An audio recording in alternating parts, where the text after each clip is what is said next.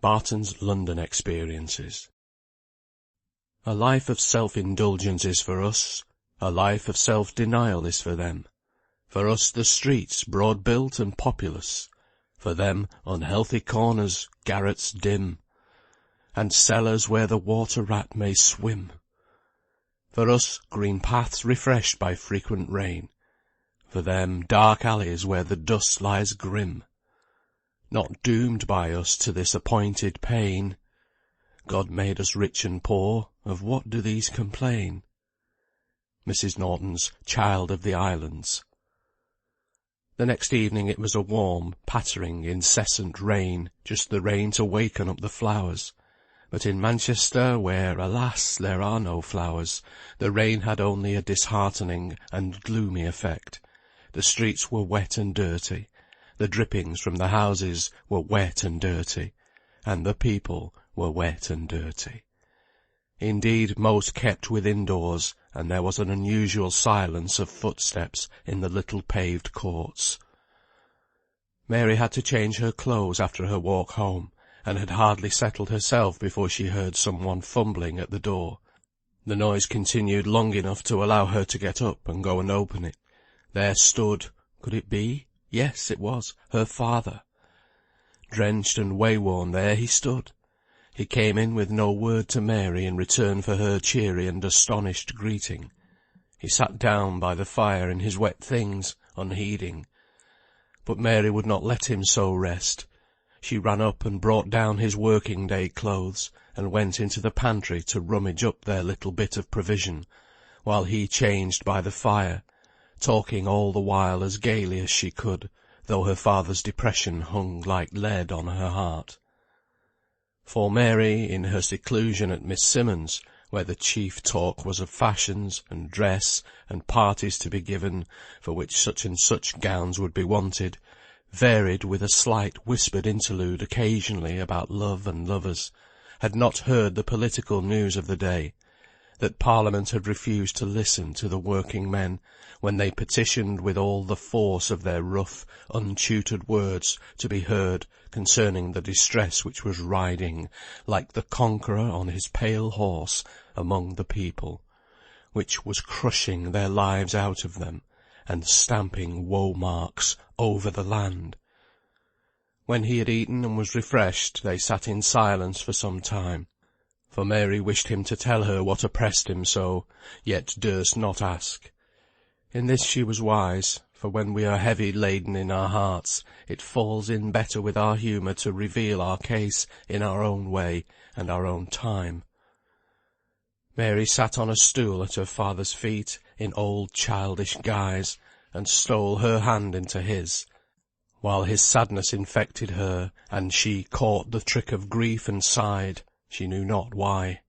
"Mary, we mun speak to our God to hear us, for man will not hearken. No, not now, when we weep tears of blood." In an instant Mary understood the fact, if not the details, that so weighed down her father's heart. She pressed his hand with silent sympathy. She did not know what to say, and was so afraid of speaking wrongly that she was silent. But when his attitude had remained unchanged for more than half an hour, his eyes gazing vacantly and fixedly at the fire, no sound but now and then a deep-drawn sigh to break the weary ticking of the clock, and the drip-drop from the roof without, Mary could bear it no longer. Anything to rouse her father, even bad news. "Father, do you know George Wilson's dead?" Her hand was suddenly and almost violently compressed. "He dropped down dead in Oxford Road yester morning. It's very sad, isn't it, father?" Her tears were ready to flow as she looked up in her father's face for sympathy. Still the same fixed look of despair, not varied by grief for the dead. "Best for him to die," he said in a low voice. This was unbearable. Mary got up under pretence of going to tell Margaret that she need not come to sleep with her tonight, but really to ask Job Legh to come and cheer her father. She stopped outside their door. Margaret was practising her singing, and through the still night air her voice rang out like that of an angel. Comfort ye, my people, saith your God." The old Hebrew prophetic words fell like dew on Mary's heart. She could not interrupt. She stood listening and comforted till the little buzz of conversation again began, and then entered and told her errand. Both grandfather and granddaughter rose instantly to fulfil her request. "He's just tired out, Mary," said old Job. "He'll be a different man to-morrow." There is no describing the looks and tones that have power over an aching, heavy-laden heart, but in an hour or so John Barton was talking away as freely as ever, though all his talk ran, as was natural, on the disappointment of his fond hope, or the forlorn hope of many. "Ay, London's a fine place," said he, "and finer folk live in it than I ever thought on, or ever heerd tell on, except i' th' story books. They're having their good things now, and afterwards they may be tormented. Still at the old parable of Dives and Lazarus. Does it haunt the minds of the rich as it does those of the poor?" "Do tell us all about London, dear father," asked Mary, who was sitting at her old post by her father's knee. "How can I tell you about it, when I never seed 1/10 of it? It's as big as 6 Manchesters, they telled me. 1/6 may be made up of grand palaces, and 3/6 of middling kind, and th' rest o' holes of iniquity and filth, such as Manchester knows nought on, I'm glad to say." "Well, father, but did you see the Queen?" "I believe I didn't, though one day I thought I'd seen her many a time. You see," said he, turning to Job Legh, "there were a day appointed for us to go to Parliament House. We were most on us biding at a public house in Holborn, where they did very well for us. Th' morning of taking our petition, we'd such a spread for breakfast as th' Queen hersel might ha' sitten down to. I suppose they thought we wanted putting in heart. There were mutton kidneys, and sausages, and broiled ham, and fried beef and onions, more like a dinner nor a breakfast. Many on our chaps, though, I could see could eat but little.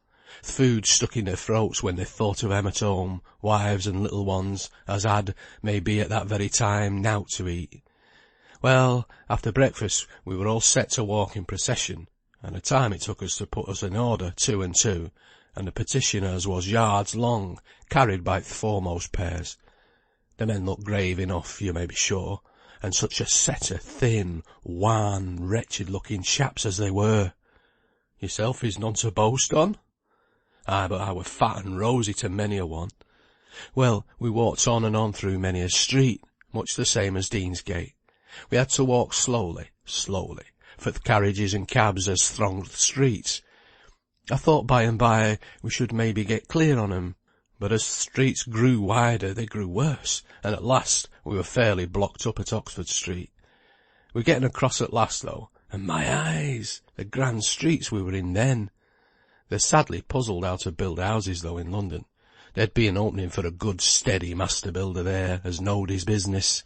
For you see, the houses are many on 'em built without any proper shape for a body to live in. Some on 'em they've after thought would fall down, so they've stuck great ugly pillars out before 'em, and some on 'em, we thought they must be th' tailor's sign, had getten stone men and women as wanted clothes stuck on 'em. I were like a child. I forgot all my errand in looking about me. By this it were dinner time, or better, as we could tell by th' sun, right above our heads, and we were dusty and tired, going a step now and a step then. Well, at last we getten into a street grander nor all, leading to th' Queen's palace, and there it were I thought I saw th' Queen. You've seen thirses wi' white plumes, Job?" Job assented. "Well, them undertaker folk are driving a pretty trade in London. Well nigh every lady we saw in a carriage had hired one of them plumes for the day, and had it niddle-noddling on her head. It were th' Queen's drawing room, they said, and th' carriages went bowling along toward her house. Some wi' dressed up gentlemen like circus folk in 'em, and rooks o' ladies in others. Carriages themselves were great shakes too. Some o' th' gentlemen as couldn't get inside hung on behind, wi' nosegays to smell at, and sticks to keep off folk as might splash their silk stockings. I wondered why they didn't hire a cab rather than hang on like a whip behind boy, but I suppose they wished to keep with their wives, Darby and Joan like. Coachmen were little squat men wi' wigs like th' old-fashioned parsons. Well, we couldna get on for these carriages, though we waited and waited. Th' horses were too fat to move quick. They'd never known want of food, one might tell by their sleek coats, and police pushed us back when we tried to cross. One or two on 'em struck with their sticks, and coachmen laughed, and some officers as stood nigh put their spy-glasses in their eye and left 'em sticking there like mountebanks. One of th' police struck me. "What business have you to do that?" said I. "You're frightening them horses," says he, in his mincing way, for Londoners are mostly all tongue-tied and can't say their A's and I's properly. "And it's our business to keep you from molesting the ladies and gentlemen going to Her Majesty's drawing-room."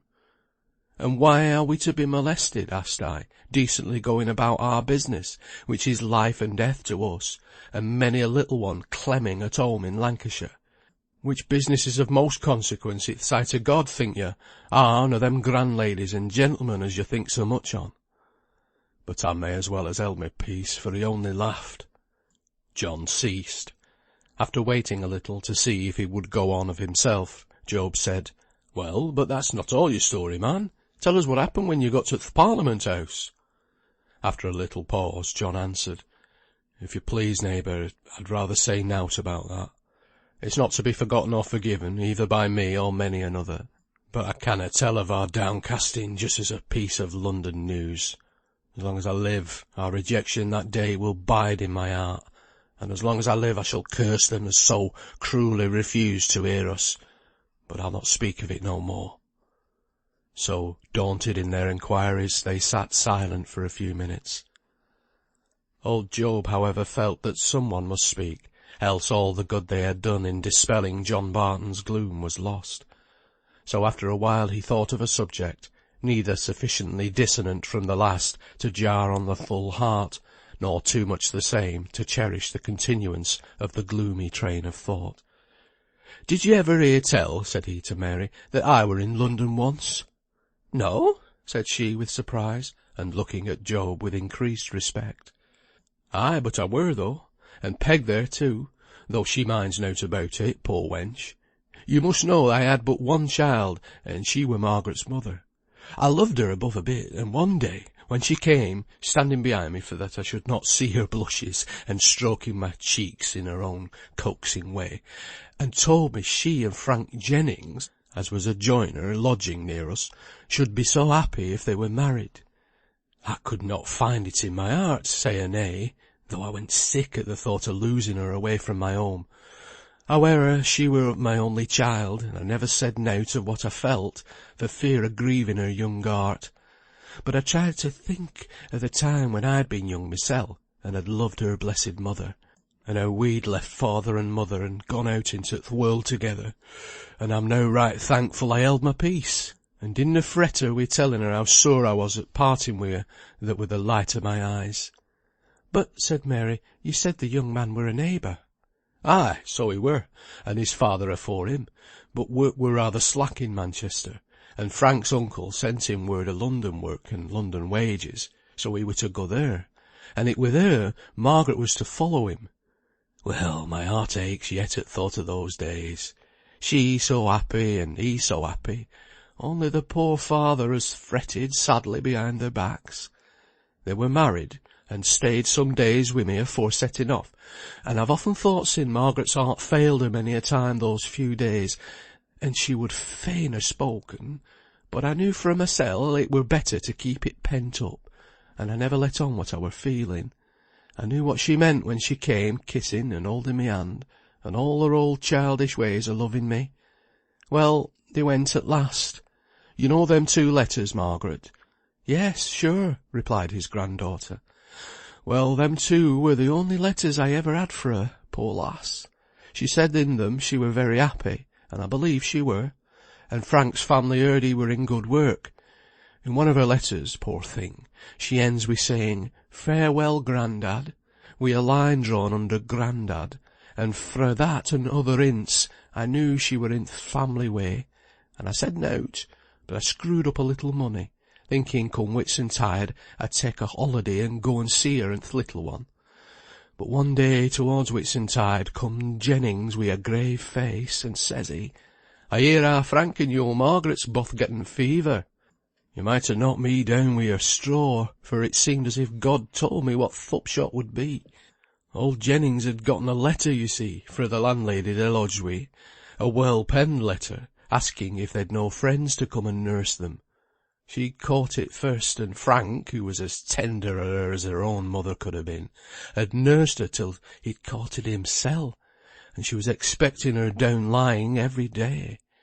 Well, to make a long story short, old Jennings and I went up by that night's coach. So you see, Mary, that was the way I got to London." "But how was your daughter when you got there?" asked Mary anxiously.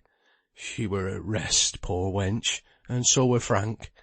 I guessed as much when I see th' landlady's face, all swelled wi' crying, when she opened th' door to us.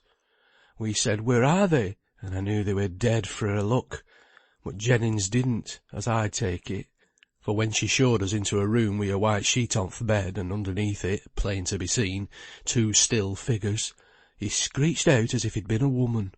Yet he'd other childer and I'd none. There lay my darling, my only one.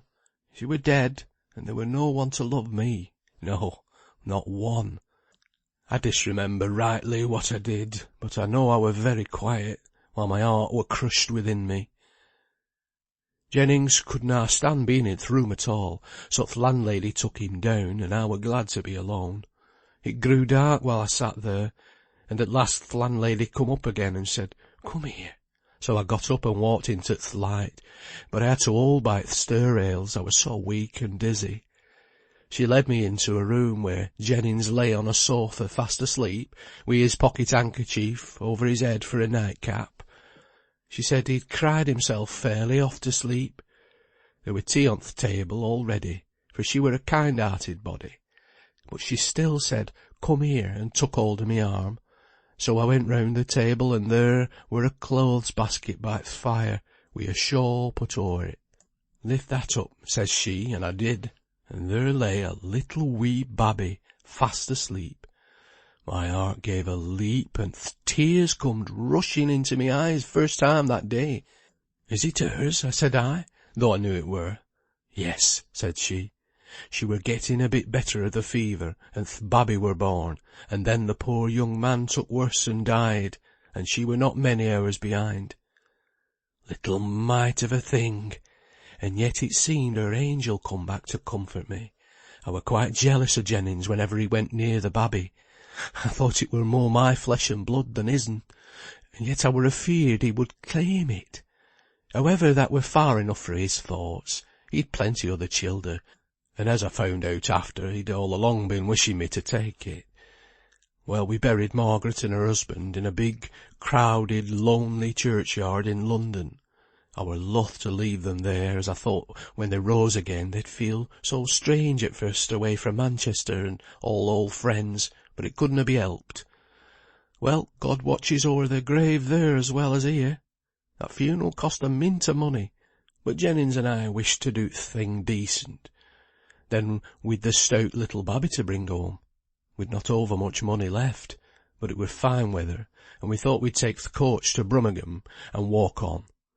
It were a bright May morning when last I saw London town, looking back from a big hill a mile or 2 off, and in that big mass o' a place I were leaving my blessed child asleep, in her last sleep. Well, God's will be done. She's gotten to heaven afore me, but I shall get there at last, please God, though it's a long while first. The babby had been fed afore we set out, and th' coach moving kept it asleep, bless its little heart. But when th' coach stopped for dinner it were awake, and crying for its pobbies. So we asked for some bread and milk, and Jennings took it first for to feed it, but it made its mouth like a square, and let it run out of each at 4 corners. "Shake it, Jennings," says I. "That's the way they make water run through a funnel, when it's o'er full, and a child's mouth is broad end at th' funnel, and th' gullet the narrow one." So he shook it, but it only cried th' more. "Let me have it," says I, thinking he were an awkward old chap, but it were just as bad wi' me. By shaking th' babby we got better nor a gill into its mouth. But more nor that came up again, wetting a' th' nice dry clothes landlady had put on. Well, just as we'd gotten to the dinner table, and helped ourselves, and eaten 2 mouthful, came in th' guard, and a fine chap wi' a sample of calico flourishing in his hand. "Coach is ready," says one. "£1 your dinner," says th' other. Well, we thought it a deal for both our dinners, when we'd hardly tasted 'em. But bless your life, it were £1 apiece, and a shilling for th' bread and milk as were posseted all over babby's clothes. We spoke up again it, but everybody said it were the rule, so what could 2 poor oud chaps like us do again it? Well, poor babby cried without stopping to take breath, fra that time till we got to Brummagem for the night. My heart ached for th' little thing. It caught wi' its wee mouth at our coat sleeves and at our mouths when we tried to comfort it by talking to it. Poor little wench! It wanted its mammy as were lying cold in th' grave. "Well," says I, "it'll be clemmed to death if it lets out its supper as it did its dinner. Let's get some woman to feed it. It comes natural to women to do for babbies." So we asked th' chambermaid at the inn, and she took quite kindly to it, and we got a good supper, and grew rare and sleepy, what with warmth and wi' our long ride in th' open air. Th' chambermaid said she would like to have it to sleep wi' her, only missus would scold so. But it looked so quiet and smiling like, as it lay in her arms, that we thought 'twould be no trouble to have it wi' us. I says, "See, Jennings, how women folk do quieten babbies. It's just as I said." He looked grave. He were always thoughtful looking, though I never heard him say anything very deep. At last, says he, "Young woman, have you gotten a spare nightcap?" "Missus always keeps nightcaps for gentlemen as does not like to unpack," says she, rather quick. "Ay, but young woman, it's one of your nightcaps I want. Th' babby seems to have taken a mind to you, and maybe i'th dark it might take me for you, if I'd getten your nightcap on." The chambermaid smirked and went for a cap, but I laughed outright at th' oud bearded chap, thinking he'd make hisself like a woman just by putting on a woman's cap. However, he'd not be laughed out on it, so I held th' babby till he were in bed. Such a night as we had on it! Babby began to scream at th' oud fashion, and we took it turn and turn about to sit up and rock it. My heart were very sore for th' little one, as it groped about wi' its mouth, but for all that I could scarce keep fra smiling at th' thought of us 2 oud chaps, one wi' a woman's nightcap on, sitting on our hinder ends for half th' night, hushabying a babby as wouldn't be hushabyed. Toward morning, poor little wench, it fell asleep, fairly tired out with crying, but even in its sleep it gave such pitiful sobs, quivering up from the very bottom of its little heart, that once or twice I almost wished it lay on its mother's breast at peace for ever. Jennings fell asleep too, but I began to reckon up our money. It were little enough we had left. Our dinner the day before had ta'en so much. I didn't know what our reckoning would be for that night lodging and supper and breakfast. Doing a sum always sent me asleep ever sin' I were a lad, so I fell sound in a short time, and were only wakened by chambermaid tapping at the door to say she'd dress the babby afore her missus were up if we liked. But bless you, we'd never thought o' undressing it th' night afore, and now it was sleeping so sound, and we were so glad of the peace and quietness, that we thought it were no good to waken it up to screech again. Well, there's Mary asleep for a good listener. I suppose you're getting weary of my tale, so I'll not be long over-ending it. Th' reckoning left us very bare, and we thought we'd best walk home, for it were only 60 mile, they telled us, and not stop again for nowt, save victuals. So we left Brummagem, which is as black a place as Manchester, without looking so like home, and walked all that day, carrying babby turn and turn about. It were well fed by chambermaid afore we left, and th' day were fine, and folk began to have some knowledge of th' proper way of speaking, and we were more cheery at thoughts o' home, though mine, God knows, were lonesome enough. We stopped none for dinner, but at bagging time we getten a good meal at a public house, and fed th' babby as well we could, but that were but poorly. We got a crust too for it to suck. Chambermaid put us up to that. That night, whether we were tired or whatten, I don't know, but it were dree work, and poor wench had slept out her sleep, and began th' cry as wore my heart out again. Says Jennings, says he, We should na ha' set out so like gentlefolk atop of the coach yesterday. Nay, lad, we should ha' had more to walk, if we hadna ridden, and I'm sure both you and I's weary o' tramping. So he were quiet a bit, but he were one of them as were sure to find out summat had been done amiss, when there were no going back to undo it. So presently he coughs, as if he were going to speak, and I says to mysel, at it again, my lad. Says he, I ax pardon, neighbour, but it strikes me it would have been better for my son if he had never begun to keep company with your daughter. Well, that put me up, and my heart got very full, and but that I were carrying her babby, I think I should have struck him. At last I could hold in no longer, and says I, better say at once it would have been better for God never to have made th' world, for then we'd have never have been in it to have had th' heavy hearts we have now. Well, he said that were rank blasphemy, but I thought his way of casting up against th' events God pleased to send were worse blasphemy. However, I said nowt more angry, for th' little babby's sake, as were th' child of his dead son as well as my dead daughter. Th' longest lane will have a turning, and that night came to an end at last, and we were footsore and tired enough, and to my mind th' babby were getting weaker and weaker, and it wrung my heart to hear its little wail. I'd have given my right hand for one of yesterday's hearty cries. We were wanting our breakfasts, and so were it too, motherless babby. We could see no public house, so about 6 o'clock, only we thought it were later, we stopped at a cottage where a woman were moving about near th' open door. Says I, Good woman, may we rest us a bit? Come in, says she, wiping a chair as looked bright enough afore, wi' her apron. It were a cheery, clean room, and we were glad to sit down again, though I thought my legs would never bend at th' knees. In a moment she fell a noticing th' babby, and took it in her arms, and kissed it again and again. Missus, says I, we're not without money, and if you'd give us summat for breakfast, we'd pay you honest, and if you would wash and dress that poor babby, and get some pobbies down its throat, for it's well nigh clemmed, I'd pray for you till my dying day. So she said nowt, but gived me th' babby back, and afore you could say Jack Robinson, she'd a pan on th' fire, and bread and cheese on th' table. When she turned round, her face looked red, and her lips were tight pressed together. Well, we were right down glad on our breakfast, and God bless and reward that woman for her kindness that day. She fed th' poor babby as gently and softly, and spoke to it as tenderly as its own poor mother could ha' done. It seemed as if that stranger and it had known each other afore, maybe in heaven, where folks' spirits come from, they say. Th' babby looked up so lovingly in her eyes, and made little noises more like a dove than aught else. Then she undressed it, poor darling, it were time, touching it so softly, and washed it from head to foot. And as many on its things were dirty, and what bits of things its mother had gotten ready for it had been sent by th' carrier fra London, she put 'em aside, and wrapping little naked babby in her apron, she pulled out a key as were fastened to a black ribbon, and hung down her breast, and unlocked a drawer in th' dresser.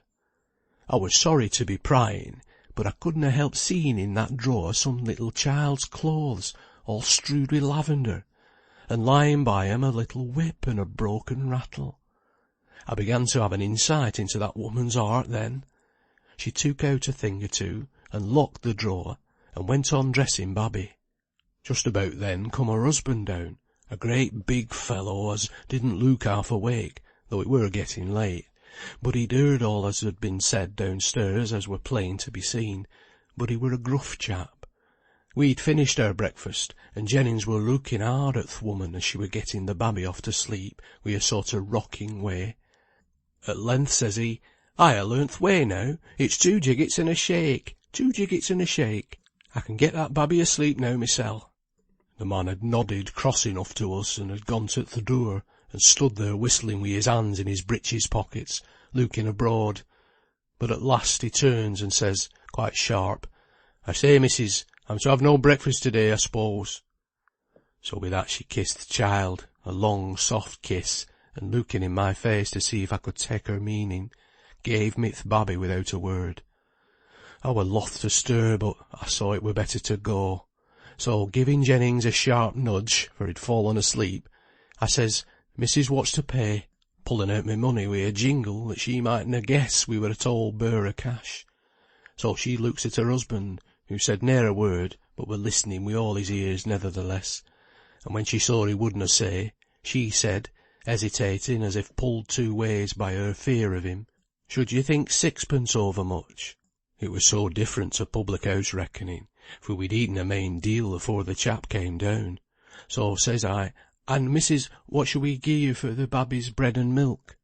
I had it once in my mind to say, "And for all your trouble wi' it," but my heart wouldna let me say it, for I could read in her ways how it had been a work o' love. So says she, quite quick, and stealing a look at her husband's back, as looked all ear if ever a back did, "Oh, we could take nowt for the little babby's food, if it had eaten twice as much, bless it." With that he looked at her with such a scowling look. She knew what he meant, and stepped softly across the floor to him, and put her hand on his arm. He seemed as though he'd shake it off by a jerk of his elbow, but she said quite low, "For poor little Johnny's sake, Richard."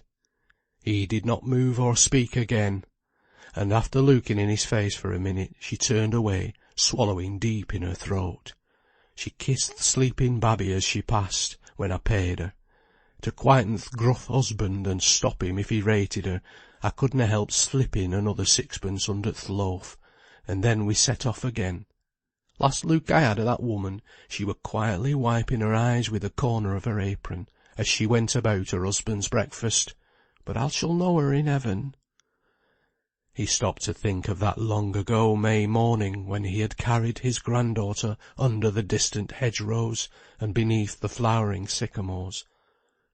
"There's nowt more to say, wench," said he to Margaret, as she begged him to go on. "That night we reached Manchester, and I found out that Jennings would be glad enough to give up babby to me, so I took her home at once, and a blessing she's been to me." They were all silent for a few minutes, each following out the current of their thoughts. Then, almost simultaneously, their attention fell upon Mary. Sitting on her little stool, her head resting on her father's knee, and sleeping as soundly as any infant, her breath, still like an infant's, came and went as softly as a bird steals to her leafy nest. Her half-open mouth was as scarlet as the winter berries, and contrasted finely with the clear paleness of her complexion, where the eloquent blood flushed carnation at each motion. Her black eyelashes lay on the delicate cheek, which was still more shaded by the masses of her golden hair, that seemed to form a nest-like pillow for her as she lay. Her father, in fond pride, straightened one glossy curl, for an instant, as if to display its length and silkiness. The little action awoke her, and, like 9 out of 10 people in similar circumstances, she exclaimed, opening her eyes to their fullest extent, "I'm not asleep, I've been awake all the time." Even her father could not keep from smiling, and Job Legh and Margaret laughed outright. "Come, wench," said Job, "don't look so gloppened because thou'st fallen asleep while an oud chap like me was talking on oud times. It were like enough to send thee to sleep. Try if thou canst keep thine eyes open while I read thy father a bit on a poem as is written by a weaver like oursel. A rare chap, I'll be bound, he is, who could weave verse like this." So, adjusting his spectacles on nose, cocking his chin, crossing his legs, and coughing to clear his voice, he read aloud a little poem of Samuel Bamford's he had picked up somewhere. "God help the poor, who on this wintry morn come forth from alleys dim and courts obscure. God help yon poor pale girl, who droops forlorn, and meekly her affliction doth endure. God help her, outcast lamb, she trembling stands, all wan her lips, and frozen red her hands. Her sunken eyes are modestly downcast, her night-black hair streams on the fitful blast. Her bosom, passing fair, is half revealed, and oh, so cold the snow lies there congealed. Her feet benumbed, her shoes all rent and worn. God help thee, outcast lamb, who stand'st forlorn. God help the poor. God help the poor, an infant's feeble wail comes from yon narrow gateway, and behold! a female crouching there, so deathly pale, huddling her child to screen it from the cold. Her vesture scant, her bonnet crushed and torn, a thin shawl doth her baby dear enfold, and so she bides the ruthless gale of morn, which almost to her heart hath sent its cold. And now she sudden darts a ravening look, as one with new hot bread goes past the nook, and as the tempting load is onward borne, she weeps, God help thee, helpless one, forlorn. God help the poor. God help the poor. Behold yon famished lad, no shoes nor hose his wounded feet protect, with limping gait and look so dreamy sad, he wanders onward, stopping to inspect each window stored with articles of food. He yearns but to enjoy one cheering meal. Oh, to the hungry palate viands rude would yield a zest the famished only feel. He now devours a crust of mouldy bread, with teeth and hands the precious boon is torn, unmindful of the storm that round his head impetuous sweeps. God help thee, child forlorn. God help the poor. God help the poor, another I have found, a bowed and venerable man is he. His slouched hat with faded crape is bound, his coat is grey and threadbare too, I see. The rude winds seem to mock his hoary hair, his shirtless bosom to the blast is bare. Anon he turns and casts a wistful eye, and with scant napkin wipes the blinding spray, and looks around as if he fain would spy friends he had feasted in his better day. Ah, some are dead, and some have long forborne to know the poor, and he is left forlorn. God help the poor. God help the poor who in lone valleys dwell, or by far hills where whin and heather grow. Theirs is a story sad indeed to tell, yet little cares the world, and less 'twould know, about the toil and want men undergo. The wearying loom doth call them up at morn, they work till worn out nature sinks to sleep. They taste, but are not fed, the snow drifts deep around the fireless cot, and blocks the door. The night storm howls a dirge across the moor, and shall they perish thus, oppressed and lorn? Shall toil and famine, hopeless, still be borne? No, God will yet arise, and help the poor. Amen, said Barton, solemnly and sorrowfully. Mary, wench, couldst thou copy me them lines, dost think? That's to say, if Job there has no objection. Not I, more the heard and read the better, say I. So Mary took the paper, and the next day, on the blank half-sheet of a valentine, all bordered with hearts and darts, a valentine she had once suspected to come from Jem Wilson, she copied Bamford's beautiful little poem. End of chapter 9. Read by Tony Foster.